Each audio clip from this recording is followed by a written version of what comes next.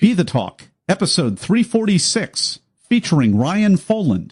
Welcome to Be the Talk. We go behind the talk 7 days a week for tips and techniques to help you change the world. I'm Nathan Eckel, and a talker myself. I'm interviewing others who change the world with their talk. You can too, even if you've never given a talk before. Let's get started with today's show. We are live with Ryan Foland. Ryan, are you ready to talk? I'm always ready to talk. I think that if I'm not talking, then I'm probably thinking about talking. As a global keynote speaker and managing partner of InfluenceTree, Ryan Foland helps executives harness the power of vulnerability and authenticity to build a better, more relatable, more profitable personal brand. His book, Ditch the Act, will be published in October of 2019 with McGraw-Hill. Ryan Foland, welcome to the talk. Well, it's great to be here. Let's be the talk together. Let's do it. Your talk is called How to Not Get Chased by a Bear. And I love you come out on talk on the stage and you confess to having the disease of entrepreneur-itis. And then I love this shimmy that you do. I'd never seen anybody do this. You got off this. I'd never seen the red circle actually be a suspended platform before. It was just that was very unique. You jump off of that little circle stage, which is really only maybe a 3-foot diameter, and you start doing this power walk, which is just really entertaining and energizing, and you just really kind of simulate going through all of the crazy monkey brain that we have as entrepreneurs. You really did a great job of ramming that point home. Please take us behind the talk. Yeah. So in working with entrepreneurs, I've found that one of the biggest problems that they deal with is their inability to distinguish between a real bear and an imaginary bear. And that got me interested into the psychology and how the brain works. And I'm sure we've all gone down that rabbit hole, but I was trying to figure out a way to position it that could be more mindful in people's daily lives. And we have this idea of being chased by a bear as this total hyperbole that will never actually happen, but it really taps into that primal fear of what would happen when there's something in the bushes that we react to. And so I decided to create a smartphone application to help solve this problem, because there's always an app for that. And I developed it on Palm Pilot technology so that everybody has one. And I called it a barometer to basically help people be more mindful and aware of whether or not the threat that's in front of them is an actual, real, sweaty, hairy bear, or if it's just your mom calling you for the third time in a row, or your boss's boss sending you an email. And I believe that success as an entrepreneur starts with how well you take care of yourself. And I'm not somebody who prides myself on how far I can run myself into the ground. On the contrary, I pride myself on working out, eating right, drinking tons of water, and being mentally in a state where I'm at full capacity. So the talk was a fun opportunity to share that. And the physicality was definitely something that I think helped to reinforce the point. The only downside is I think I really was in the moment chasing from a bear, and I was a little out of breath for a minute, but that was the whole idea. Well, you look like a pretty fit guy, and you were really, I mean, you went full bore into the power shimmy, which was just great. You gotta watch this. You gotta watch it for that reason. Now you intrigue me because I haven't heard the term Palm Pilot in about 20 years. So you mean a real app for today as opposed to a Palm Pilot from 20 years ago. I was being cheeky about having developed an app that everybody actually already has. And it's a Palm Pilot. So the concept is that as soon as you find yourself with your hands up or stressed, or your hands are an indication, they're your body communicating what's going wrong, like stop, get back, or or cover yourself. Your hands are your feelings. And so if you think that there's a bear, you're probably going to flinch. And I let people know, well, right there in your hand is that app. So activate the app, check it out, and realize, is that a real bear or not? Boop. And so it's an exercise in anchoring. Mm-hmm. And I use that when I speak a lot, trying to find a certain movement or motion that I can use and repeat so that it creates an anchor. There's psychology behind it, an actual anchor to help people reinforce the message behind it. Thanks for fleshing that out. So really, if I'm upset and my hand goes up, that kind of, if I that make activates the app. If I make that association, then it's a mental app that goes off in my brain. I'm saying, hey, am I upset? Is this worth getting upset about? No, it's not. Or yes, it is. And you go from there. And the official name of the app is How to Not Get Chased by a Bear app, which is a barometer.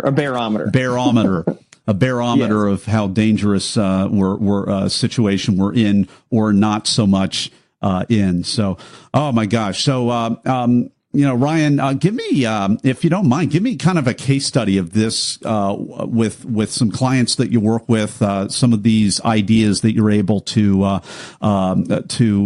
suggest and teach to them so that they don't flip out, freak out, and instead they're using their best energy in the most mindful way, creating things that matter.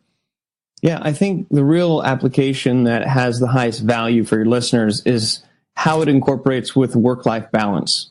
And we talk about that a lot, but as an entrepreneur, whether you're in a startup or you're in a scale-up, and they each have their own individual problems, a lot of times more money that's invested, the more problems that you've got. But it seems as though when entrepreneurs don't have the ability to turn the off switch, when everything is a 911, if you talk with somebody and as they're responding to how their day is, they talk about the fires that they're putting out. They're talking about how there's not so much time in the day and how they're so stressed. And then that just carries on and really is something that will impact your founders. It'll impact your relationship at home. And all these things will trigger the flight or fight responses in your body. Mm-hmm. And if you actually don't physically run, if you actually don't exert the energy that this fuel, this like hyper fuel is inserted into your body. I mean, when we get really scared, you get this juice. Mm-hmm. And if you're not actually running, what happens is it has to do something, and it actually works internally against you. So when it comes to barometers and work-life balance, how I incorporate this into my work with executives is about how they can position a personal brand that sets them up for a successful work-life balance. And it really gets to the root of, I would say, the state of the brand in today's day and age. I argue that if nobody knows who you are, your business is useless. But the problem is that people take that in a way where they try to think that the best thing they can do is put their best self forward every single day, that they are always showing how much of a rock star that they are. And online they have this presence where they're always looking as amazing as they can. And they're never sharing when they have a bad day. And they're never sharing when they're stressed out. And what happens is that you create this persona that you want people to think about you as, which essentially is your personal brand. But people really connect with you when you're a human.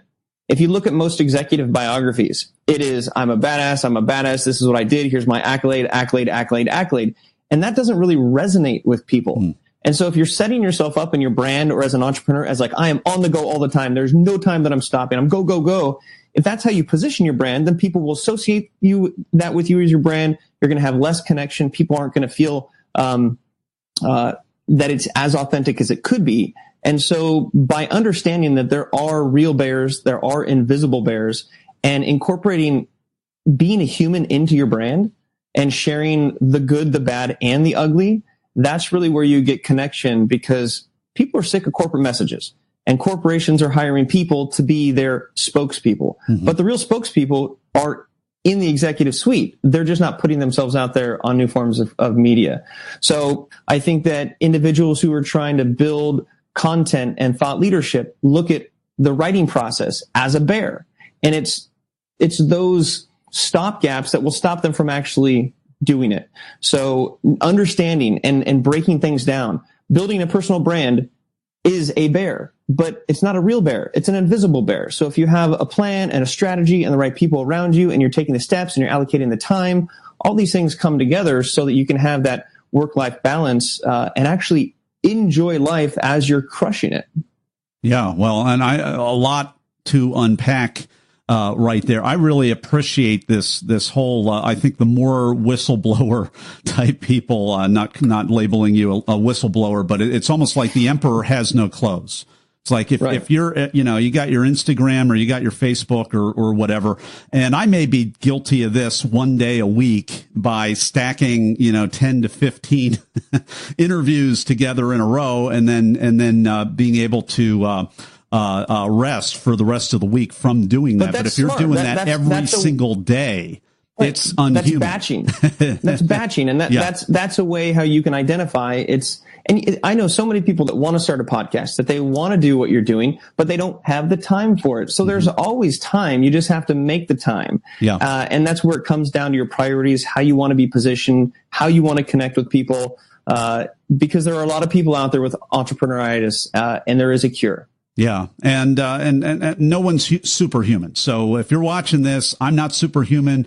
Ryan is not superhuman, but what we're advocating. I'm a ginger, which is close. Yeah. Well, we're advocating just be a guide. Don't be the hero. I mean, so many people are talking about storytelling right now, and nobody wants the hero anymore. It's about the guide. It's about the relatable person with human flaws who runs out of energy occasionally, who isn't perfect. Even Superman had kryptonite, which humanized him. Is absolutely I'll give you a fun little quick anecdote or example. As I was speaking at a large conference, huge crowd, 3-camera shoot. I was really excited for it, explaining my 313 to help people solidify their message and position their brand.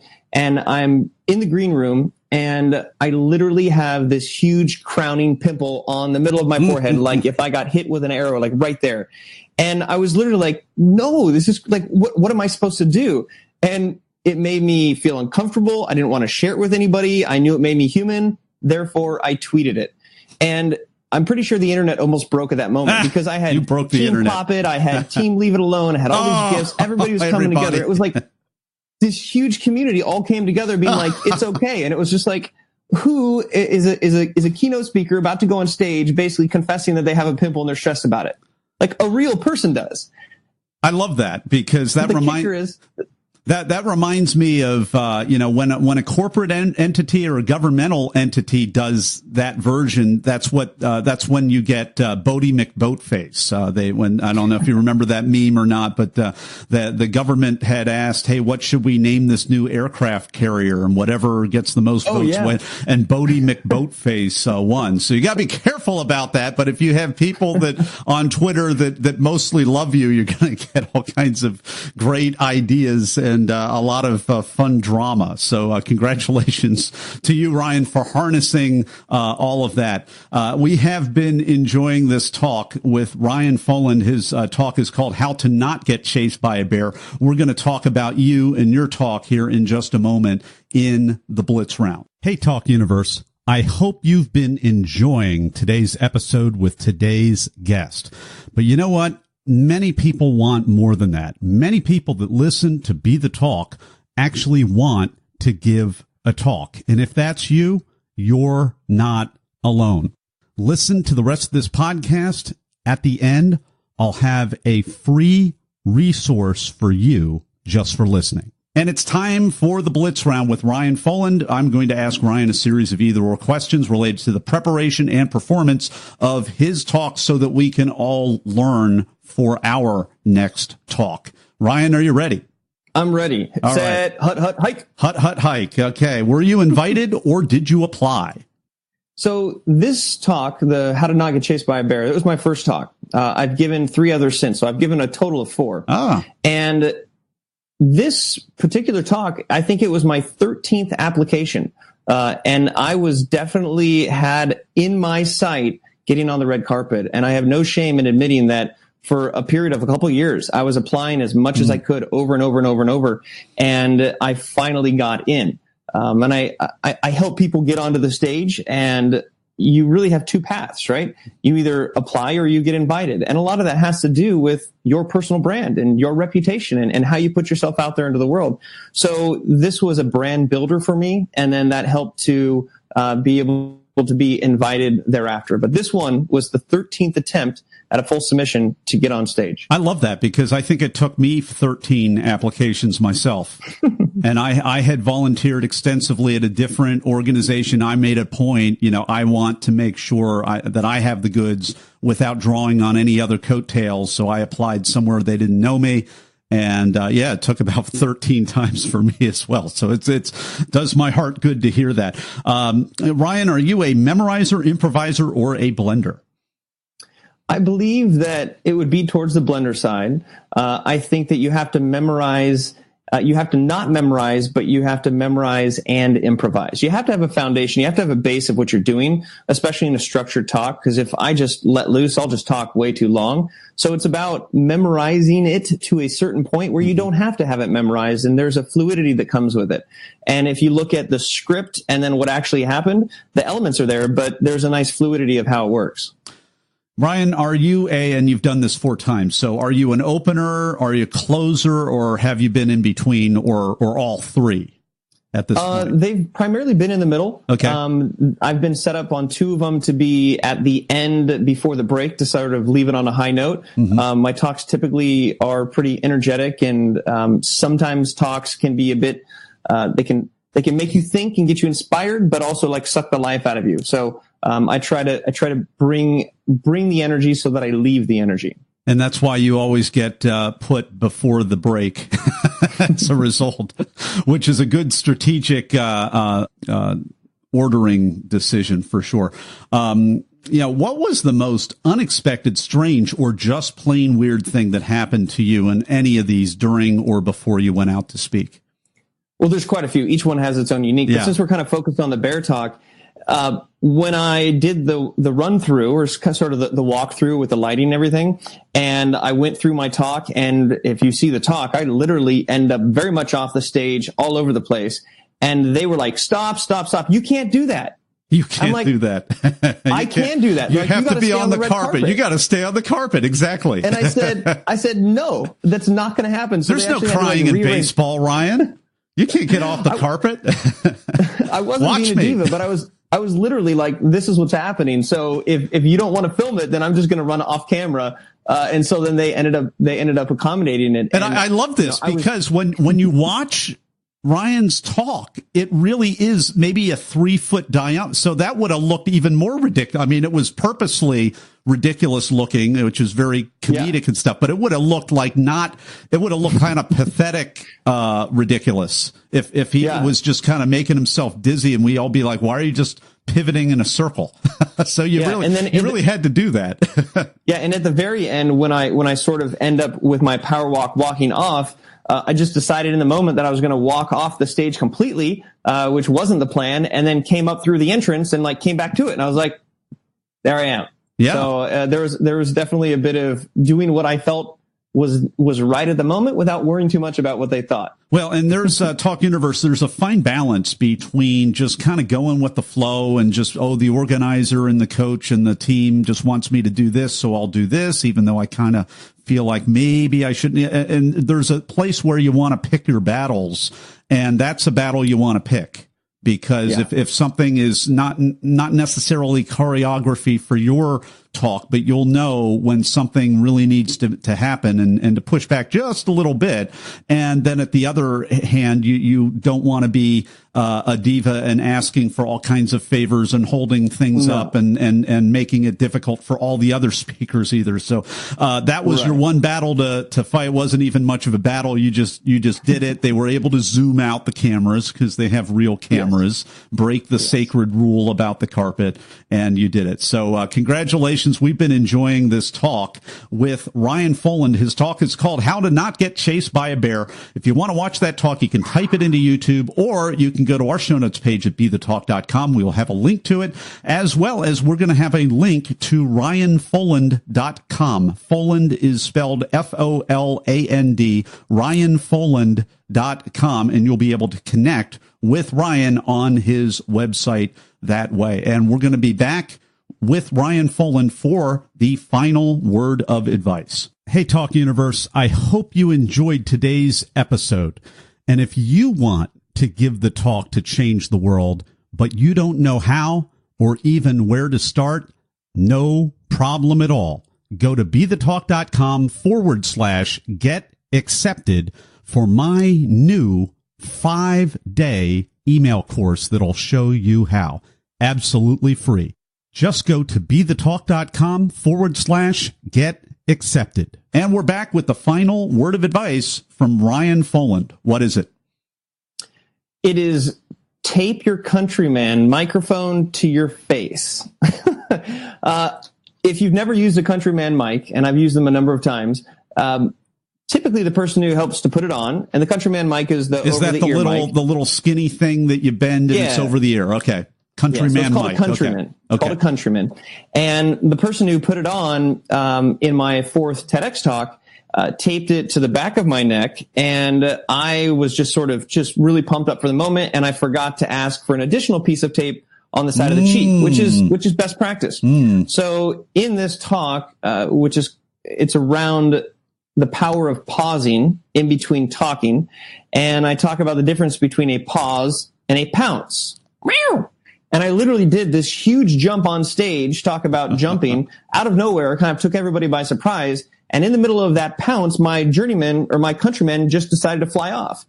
And I just decided to keep going with it. I wasn't one to stop and kind of connect it. And they picked up the audio from other spots. But if I would have gone back and done that again, and if I can save anybody else's life from a speaking stage standpoint of microphone malfunction, make sure that your journeyman is journeyman. I said journeyman, but I mean countryman. Make sure that it is taped down appropriately. Give a little wiggle. If you're going to jump, do the jump.